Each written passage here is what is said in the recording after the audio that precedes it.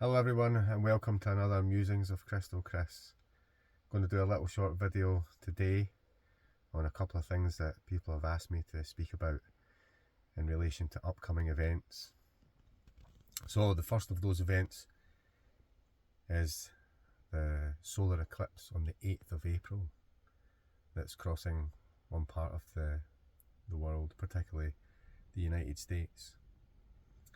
And the second thing I've been asked to speak about is the upcoming tests going on at CERN, the Large Hadron Collider, and the correlation, because that will be happening on the same day, a big test that's going to be going on there.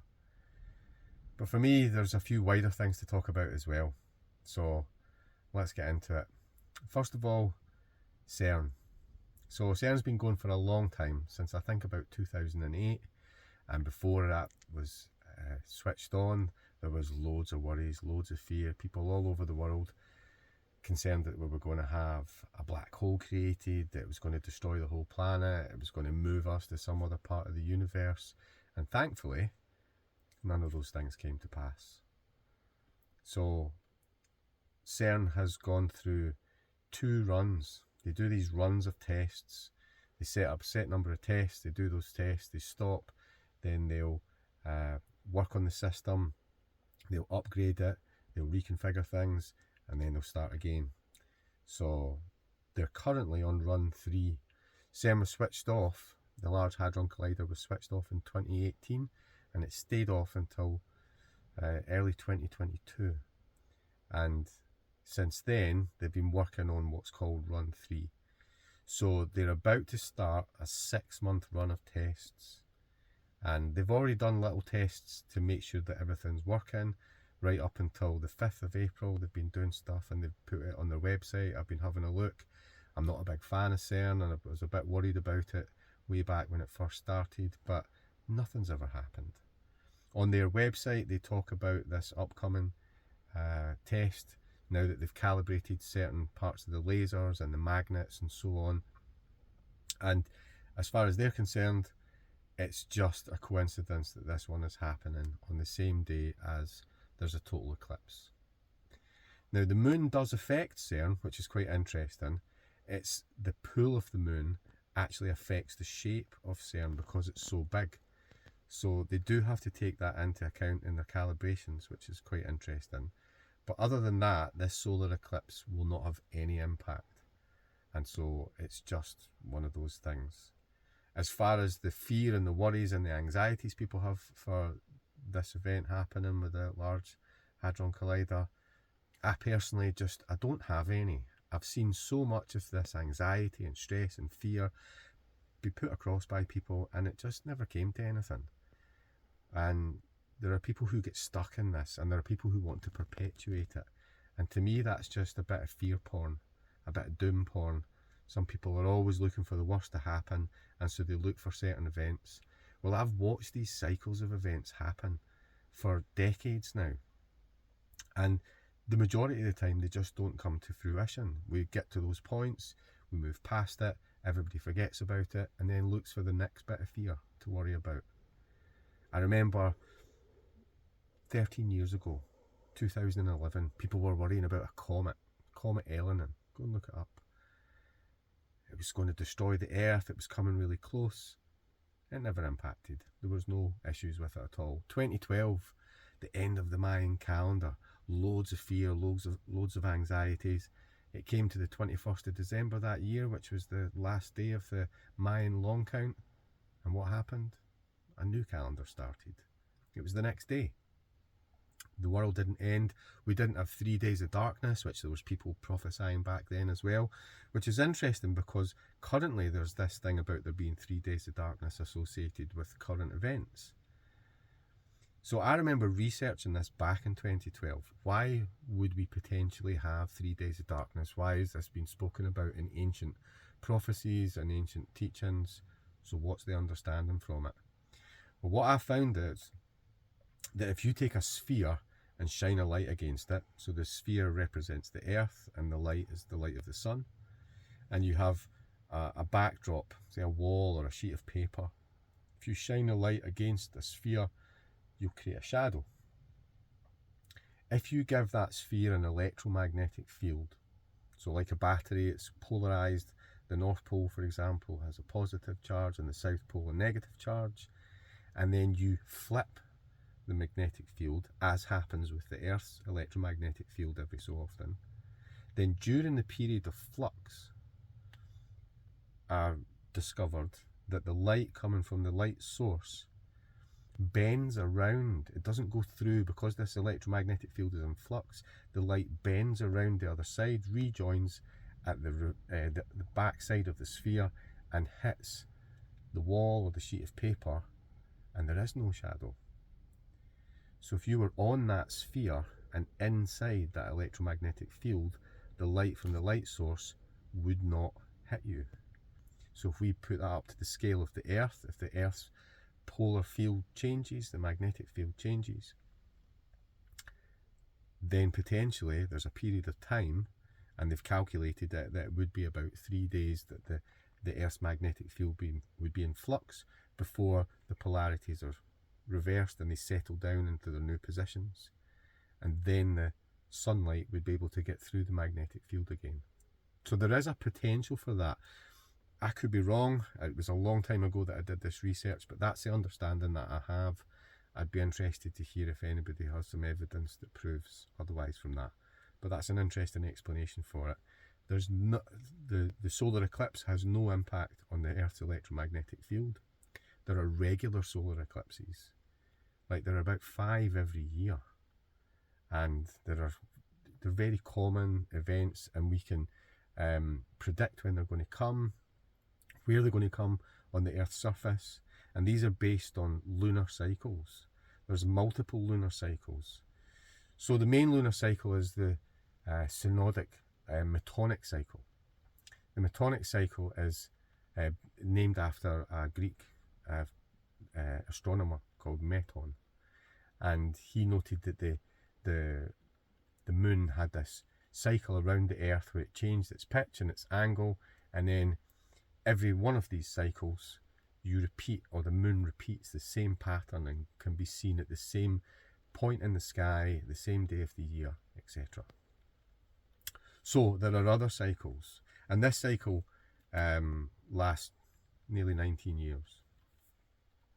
Another cycle is the Saros cycle. The Saros cycle repeats every 18 years, 11 days and 8 hours. And the Saros cycle is the main one that affects solar eclipses. There are 3 types of solar eclipse. There's total eclipse, where it's completely blocking out, the moon is completely blocking out the light of the sun. Partial eclipse, where it's only a little bit of it is blocked out by the moon. And then an annular eclipse. And that's where it's a new moon, and the new moon is slightly smaller because of the distance that the moon is from the Earth, because it changes, it varies. When it's at its closest, it's at perigee, it's called, and apogee is the furthest away from the Earth.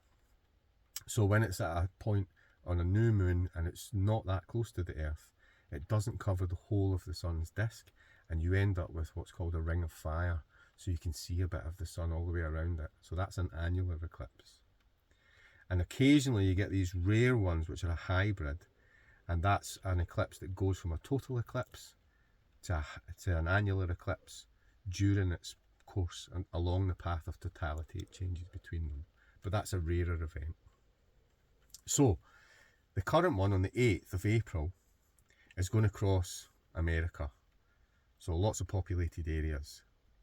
And because of the Saros cycle being 18 years, 11 days and 8 hours, we know that the Earth's day takes 24 hours. So because it's 8 hours, when the next one comes along, in the next part of the Saros cycle, it will be 1/3 of the way around the globe, and it will go, so this one's in America, so that one would be down past Japan and Asia through the Pacific. And then another cycle later, it would be another 8 hours, so 2/3 of the way around the globe from the current position, and it would go through like Africa. And then after 54 years, 3 Saros cycles, it will come back to roughly the same place. So if we go back 54 years to 1970, there was a total eclipse, a path that ran across almost the same path, you can look this up, in March 1970. And the ones in between, which went through past Japan and through the Pacific, and then the one through Africa, was March 18th, 1988 for the Pacific one, and March the 29th, 2006 for the one that went through Africa. You can look this up. So is this eclipse a special one? Is it a big one? Not really. How do we determine this? Well, one of the things that's looked at with an eclipse is the length of time. If you're in the path of totality, how long is it totally covered? There are a few factors that come together for this, which I'll not go into those details, but let's just look at how long. On this one, the length of totality, the longest bit, which I believe is somewhere near Mexico, if you're in the line of totality, it will be completely covered for 4 minutes and 28 seconds, which is quite a long time. However, the longest possible is 7 minutes and 32 seconds. So this one is not really a big one at all. From 4,000 years, well, from 6,000 years ago to 6,000 CE, from 4,000 BCE to 6,000 CE, a 10,000 year period, the longest length of totality from a particular solar eclipse, which we can calculate these far in advance and far from the ones in the past, is going to be on July the 16th, 2186. And the length of totality will be 7 minutes and 29 seconds, only 3 seconds shy of the longest that's theoretically possible. So that would be an eclipse to see, a really long one. This one that's happening on the 8th is not a long one at all. The worries and the fears and the anxieties that people have said about this, to me, it's just the latest bit of fear porn. It's the latest bit of doom that's put out there to keep us in a fearful state. Here's an interesting thought to finish on.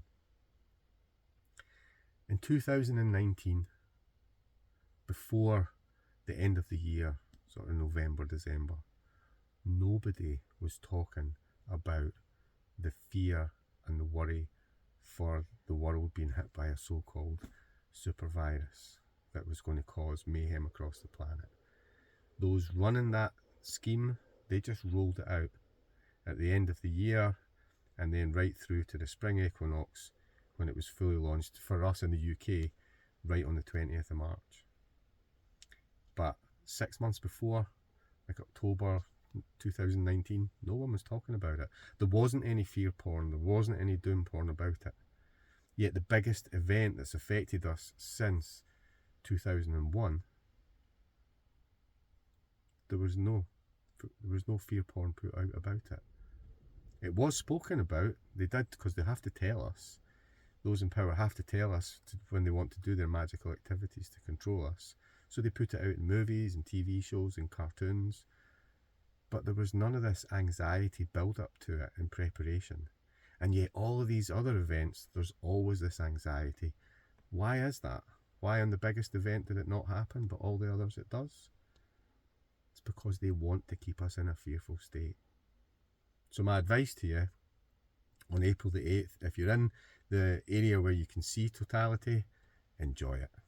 And if you're just outside it, like here in the UK, it's going to happen at our sunset, and you need to be on the west coast of Ireland to even catch a partial bit of that. We're not going to notice it at all, which is a shame, but we can watch it online. So other than that, just have a great day. Don't stress, don't worry, it's all going to be just fine. And remember, of course, these are just my musings. I could be wrong. Have a great day. Much love.